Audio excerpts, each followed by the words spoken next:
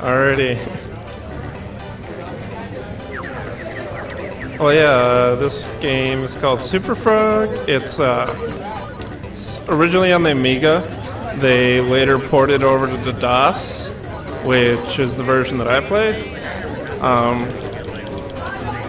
They actually changed quite a bit because of I think the unreliability between the different computers that would run DOS. Yeah, I guess before I get too much into that, I'll explain kind of the power-ups. There's a couple main power-ups we're worried about. First of all, there's these wings, which, while you have them, you can flap in the air and kind of hover, and also sometimes jump a little higher. There are also speed power-ups, which make you run about 20% faster. And one of the interesting things is that the power-ups carry over between levels. So things like dying will get rid of your power-ups, but that's really the only way. Apart from the speed pill, which if you hit a slow pill, that'll get rid of the speed pill power-up. And there's a couple places where we have to kind of dodge around those in order to maintain our power-ups.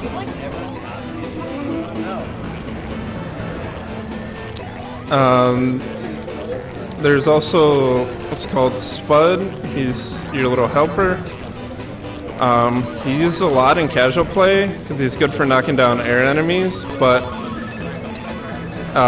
in a speed run, he's extremely slow due to the fact that you have to stop moving when you use him. And it's like a 2-second animation or something to do it. So, apart from the boss, which we need him for, we never use him. So this is one of the main, first and only real sequence breaks that we do. I guess we do another one later, but there's not many. So that one we bounce off the bee enemy to get up to the platform up there. And unfortunately we have to wait for the bee to lower himself high enough or far enough that we can bounce off him, which is a bit RNG, and it's one of the few sources of actual RNG in the run.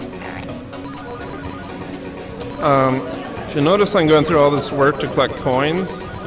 In order to actually open the exit of the level, you need to get a certain number of coins per level. So a big part of routing is figuring out what coins you need to get and which ones you can skip.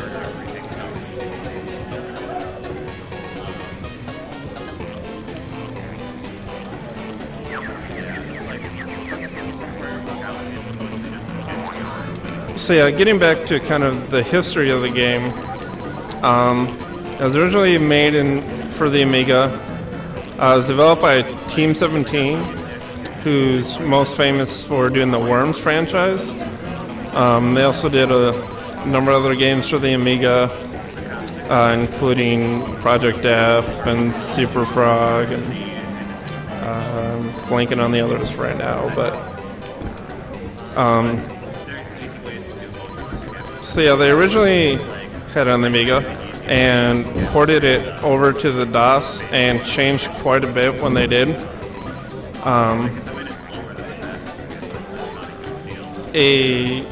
One of the major differences is the way the flapping works. In the Amiga, it kind of like floats you up, but here it just seems to cancel out gravity almost. I'm not entirely sure how it works, but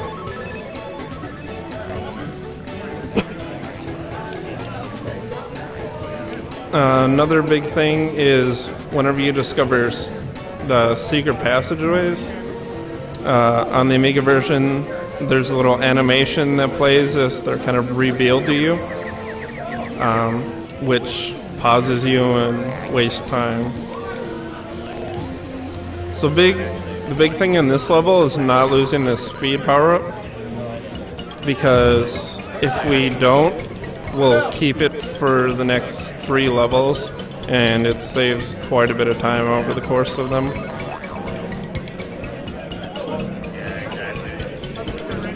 And we just lost it.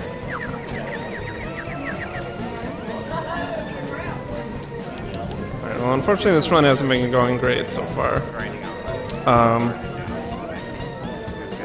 As you notice, getting hit takes a long time. And also dying, it takes about 10 seconds to go through the whole animation of respawning you. So any mistakes are pretty heavily punished in this run. Luckily this level is pretty comfy, because we skip 90% of it by going through these secret passageways.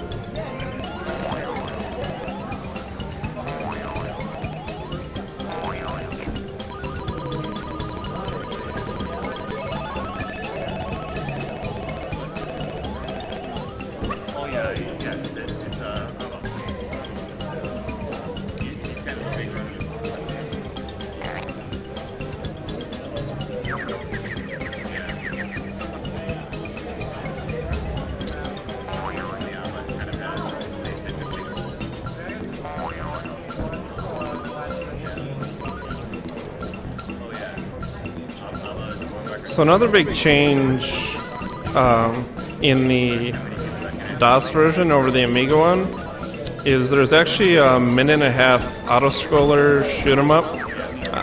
Yeah, when these guys jump is RNG, so getting hit there is really annoying. So there's a 1.5-minute auto-scroller called Project F, which is based on their other game, Project X. Which is actually pretty fun and neat, but I think because of the constraints on the DOS version, they had to cut it out.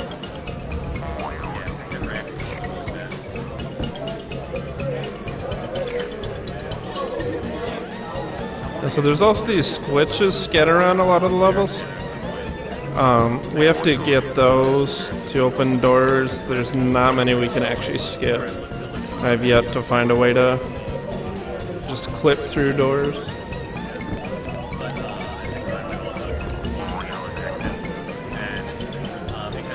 So there's a couple important things for speedrunning.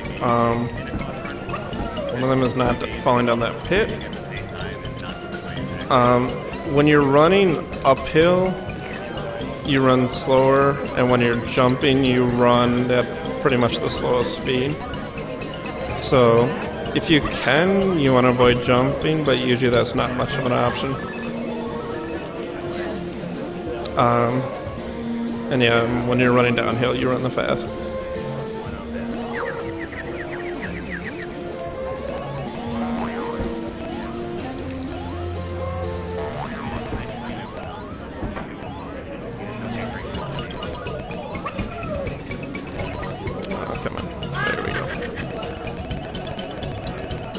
This part here tends to kill me a lot, so hopefully... Alright, we should be good.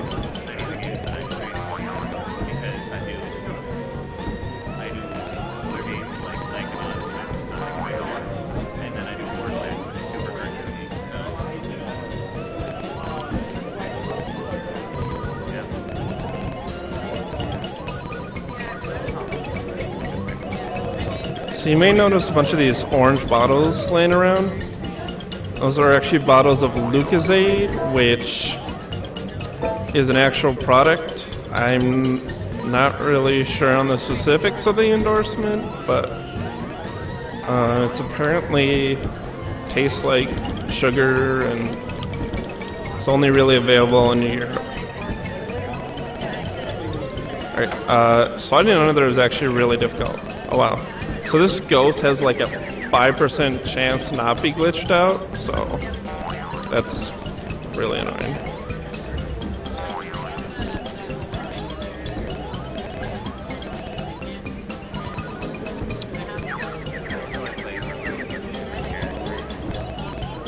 Yeah, so those bottles of Lucozade are what gives Superfrog his special power. Wow, both ghosts were not glitched out. That's weird.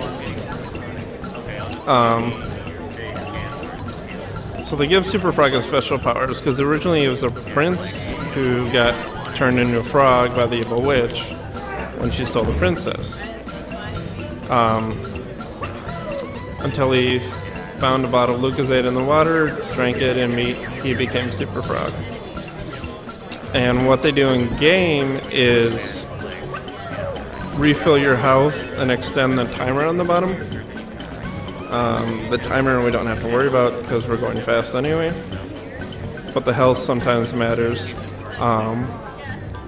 Enemies decrease your health when you hit them, but hitting any of the spikes, like you saw a little bit ago, is instant death.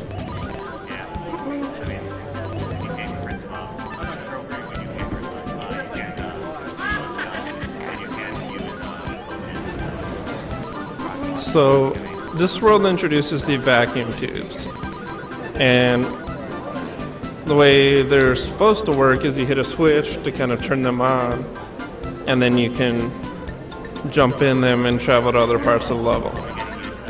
Well, it turns out that what the switch does is remove an invisible barrier, as far as I can tell. And so if you can just manage to get around the barrier, you can actually still hit the trigger point for the tubes, which once you hit that, it'll send you through the tubes. We only used that once in the run. On that previous level, there's a whole bunch of coins up by the switch that we need, so skipping the switch doesn't really save us any time. But later in this level, we're gonna use that to our advantage.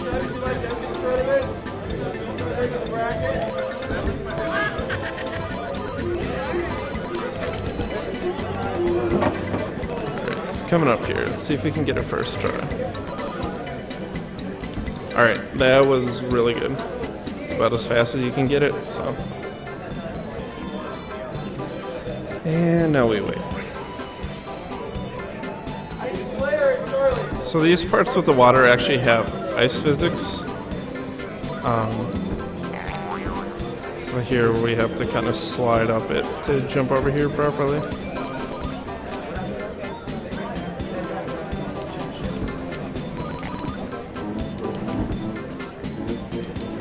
And a lot of the enemies you can kill by jumping on top of, but the turtles with spikes are bad news bears if you hit them.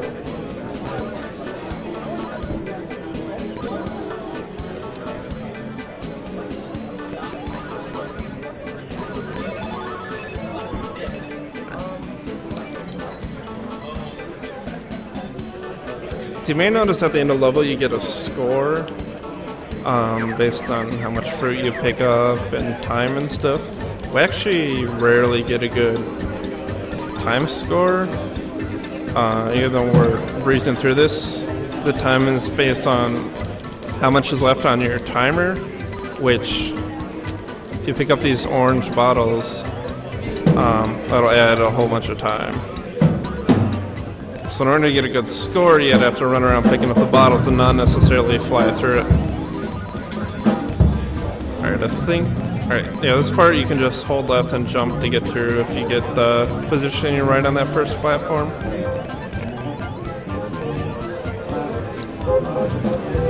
And it sounds like we have the band setting up.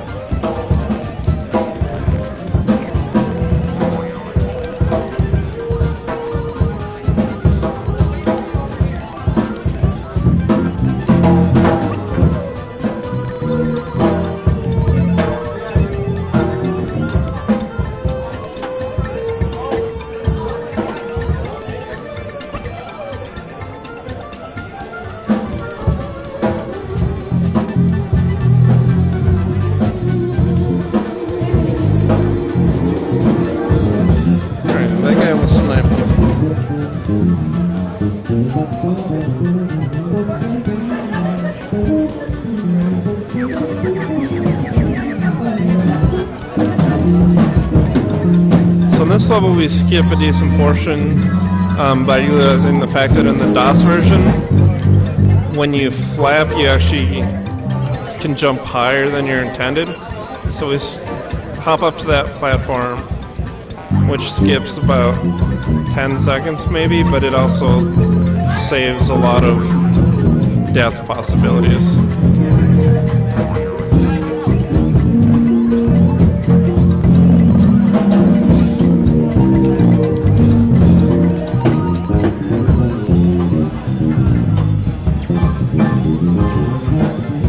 This part is really tricky due to the fact that the hitboxes for the spikes are really big, and if you actually hit the water on the right side of it, you'll just hit the spikes and die instead of bouncing off, so there's not a huge window to get it.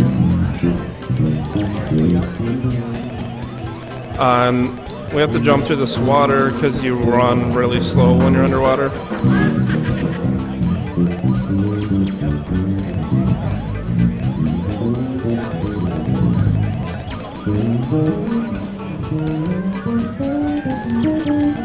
Oh, wow, we actually have not many coins. I'm gonna grab a couple extras. Alright, that should be alright.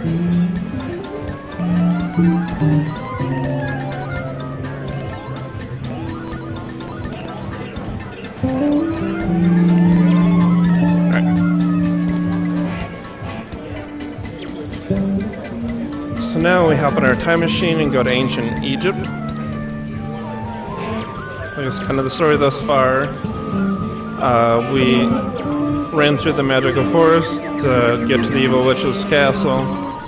After going through the castle, we eventually got captured by a troll who sent us to the circus.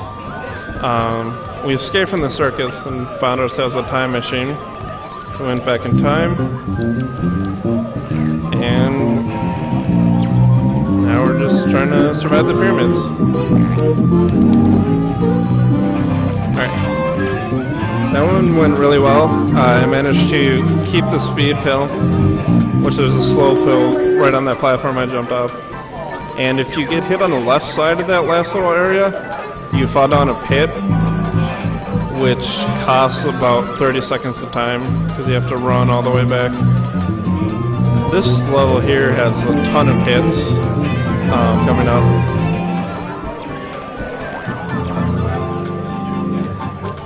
And there's one down there,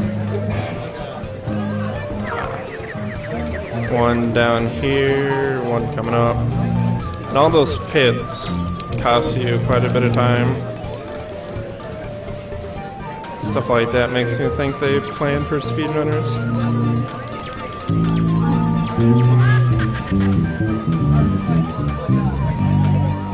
So one interesting thing about enemies and these spike chains in this game is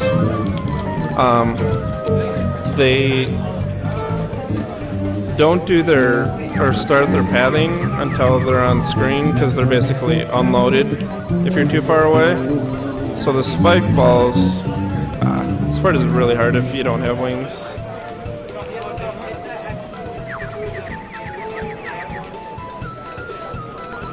So yeah, the spike balls start swinging as soon as they come on screen, so they're really predictable in that regard. Anything that shoots projectiles, however, is all based off a global timer.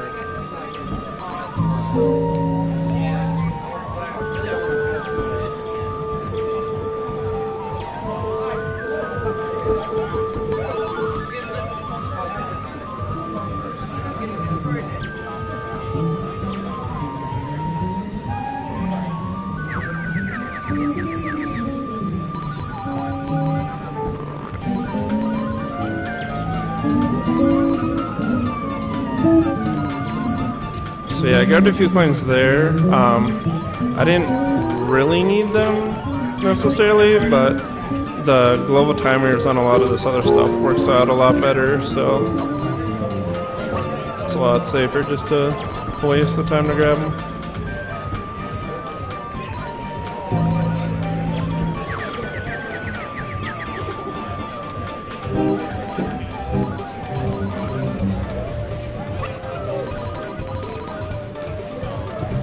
Alright, coming up here I'm going to explain one of the properties of these invisibility pills, which is when you hit them, they cancel your getting hit animation. So you don't have to sit through the 3 seconds of stun time afterwards. And that part, it doesn't really save that much time, but it's fun to do, so. Alright, this is one of the longest and most painful levels. What is the longest? Alright, that almost went real poorly.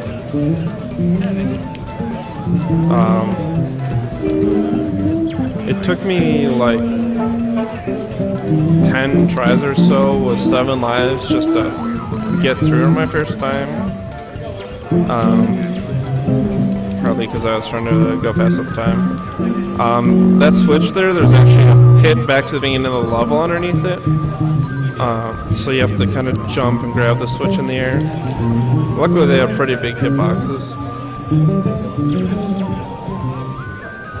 Alright.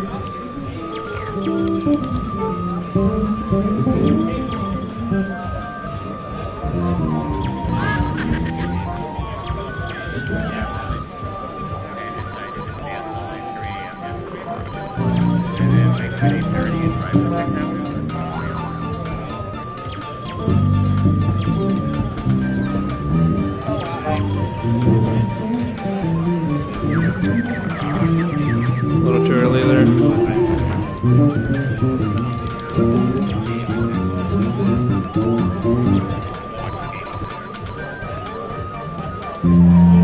This part coming up really scares me. Because it's really easy to hit those spikes in the ceiling.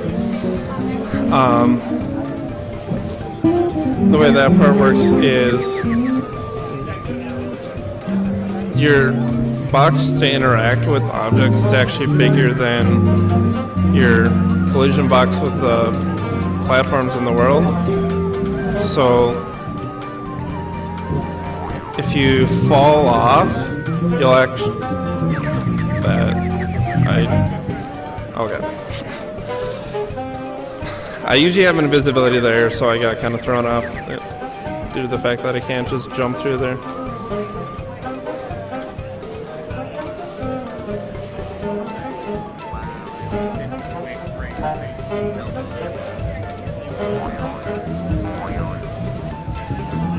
Alright. I hate that part so much.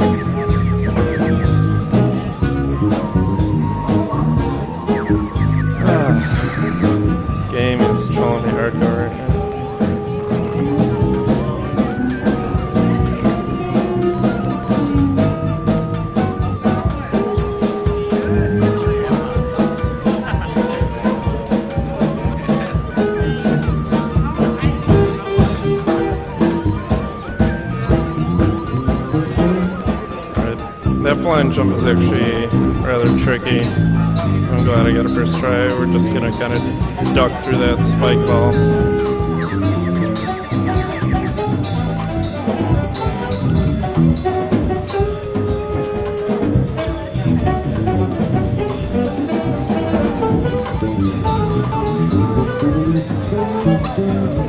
And we're almost through this horrible level.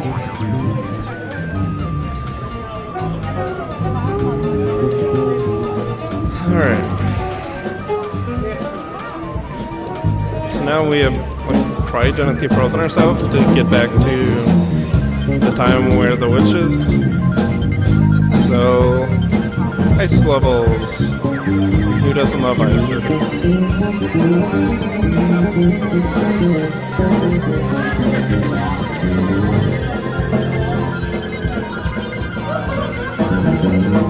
Yeah, fun fact, the water in the ice levels actually kills you.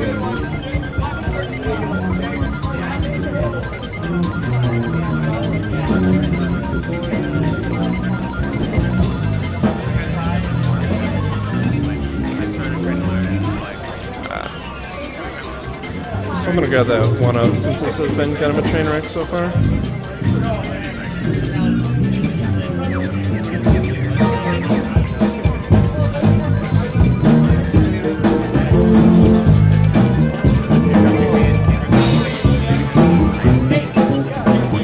So here we're gonna kind of hover over this invisibility pill in case our timing is off, and those guys just snipe us. Grab a couple safety coins here.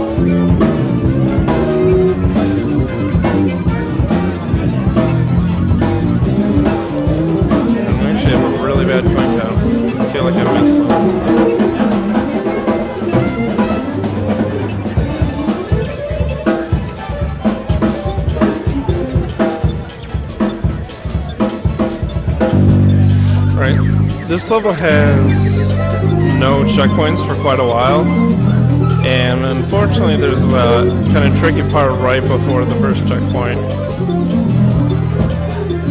I've died on this level a lot of times, which wastes a good 30 seconds. I was worried about that.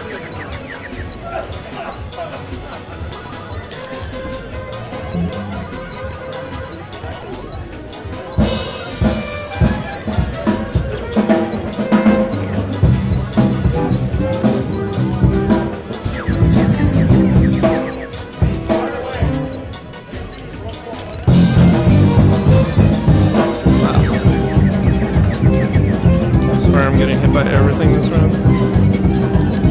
Okay.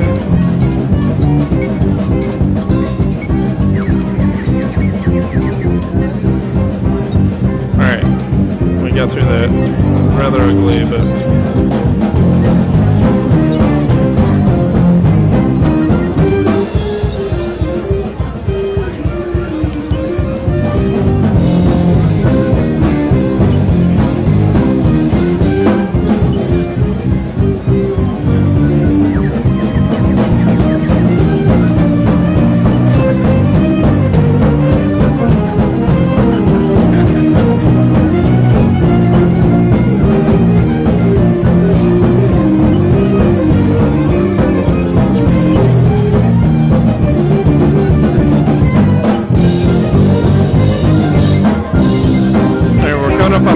last level of the ice world, and here we kind of taken advantage of one of the properties of ice, which is while you're ducking, you actually don't slow down as much, which includes while going uphill. So there's a couple parts where if we duck, we can just kind of slide up these small bumps without having to jump up them, which, yeah, as I had talked about before, jumping can waste quite a bit of time.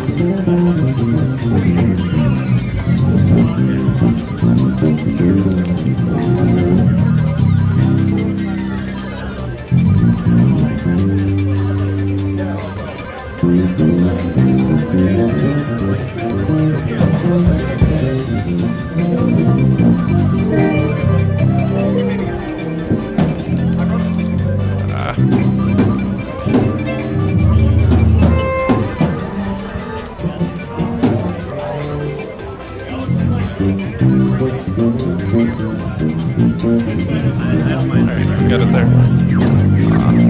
A little too late on jumping there. You can actually jump over him without too much difficulty, typically.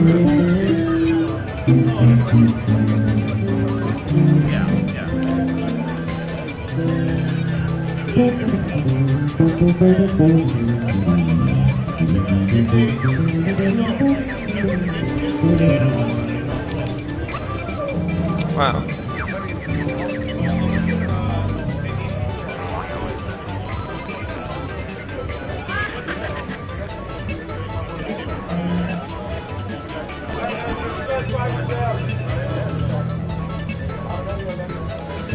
Alright, so we're now moving to the last world. This is the witch's space station. I'm not entirely sure why she has a space station, but I guess that's where evil witches keep princesses. These worlds have a lot of projectile enemies, and introduce all these little robots. One of the interesting things about this first level is it's the only level where you need to get every single coin to unlock the exit. It's one of my run-throughs. I somehow managed to either grab a coin that didn't count or despawn one, and I managed to soft lock the game. It's one of the few soft locks you can do. The other one is in the ice levels.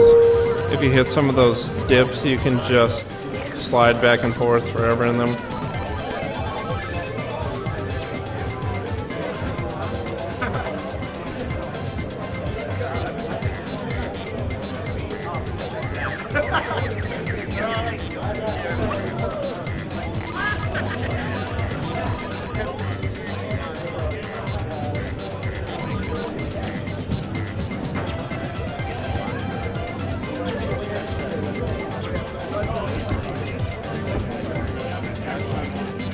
This is the last checkpoint we'll see for quite a while. And there's a part where if you don't wait towards the end of this segment, there's a flying guy who can just snipe into some spikes and waste like 30-45 seconds when you have to run off.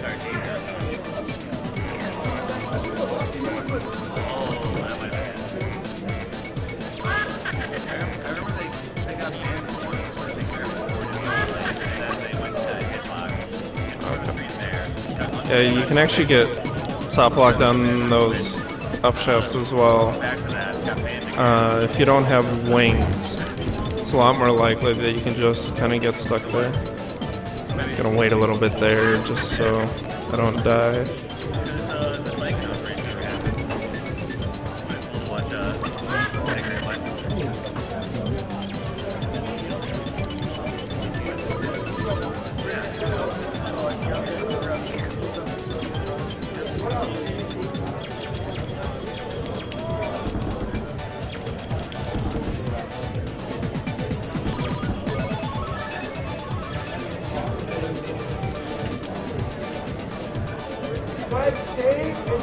Alright, so this level has a secret passageway at the beginning that for the longest time I didn't actually know about. Let's save a good chunk of time. So here I'm going to pause for a split second just so these guns fire while they're unloaded so we don't have to worry about those bullets.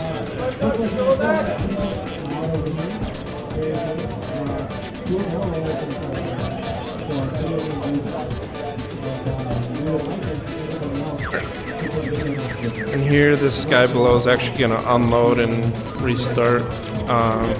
We're going to grab that switch thanks to the giant hitbox it has.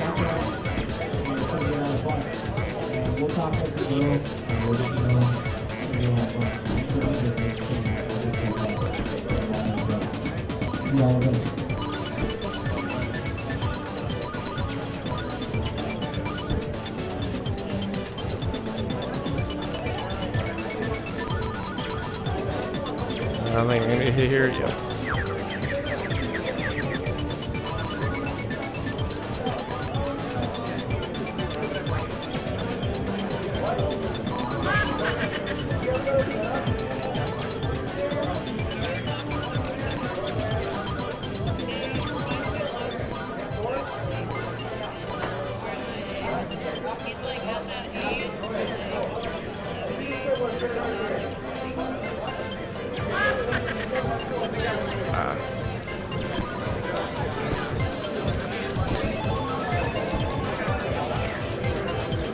Alright, this is the last proper level before the final boss. It can be pretty tricky. And the important thing for here is making sure we have the spud power up when we get to the boss. I'm just okay. Just want to double check that we actually had it still.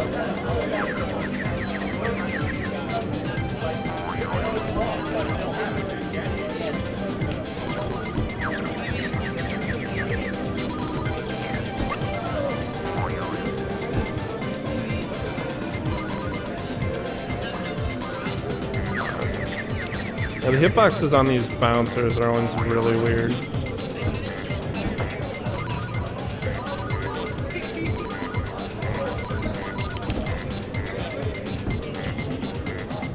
Oh, we got the checkpoint.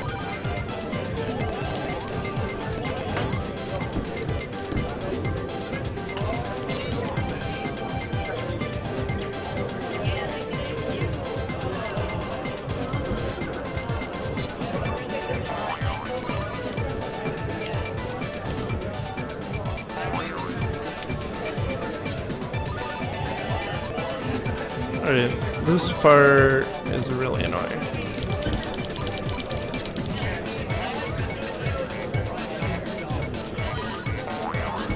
Alright. This part always just scares me, so I take it really slow. And here we use one of the few glitches in the game, which is if you jump through, if you're going up when you go through a doorway, the game just kind of forgets about gravity. Which makes this boss really easy. And yeah, time is coming up in about 50 seconds. Alright.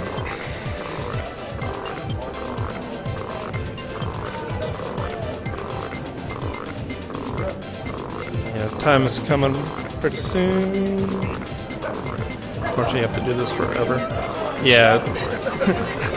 It's pretty hard. I think it's this one or the next one. Time. Yeah. Yeah, and the complete lack of hitbox. Yeah. This is a little lewd.